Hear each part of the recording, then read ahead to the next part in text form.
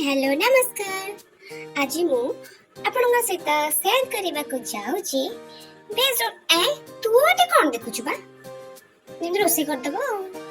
ठीक अछि ताको फूलकोबी गाजर आलू बीट और पनीर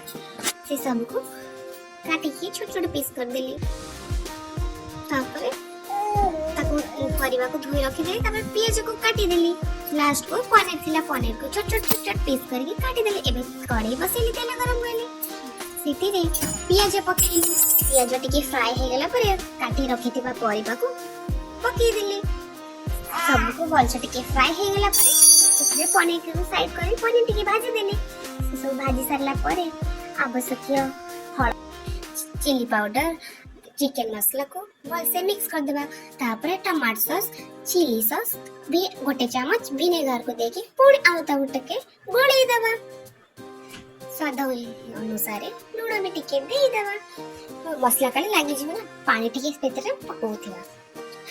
परिवाडा पुणी सिजिवो सेति पई गोटे कप मु एतरे पानी देछि पानी देखि सीमे तो गुडे देली एपटे मु मैदा को चकडी के रखी देली तापर हम रोटी कला टाइप रो हमें एपटे बनी देबा सेपटे मसला को कसुथिबा एपटे हमें रोटी टाइप रो बनी देबा तेल देगी मसला मोर बनी गला एबे हमें रोल शेप दे देबा एमनी थरे बनातो खातो आपन परिवार लोग खाइबा खुआतो आ मते कमेंट रे श्योर जाने में केमते लागिला और लाइक शेयर सब्सक्राइब करबा को जरूर भूलिबेनी। जय जगन्नाथ।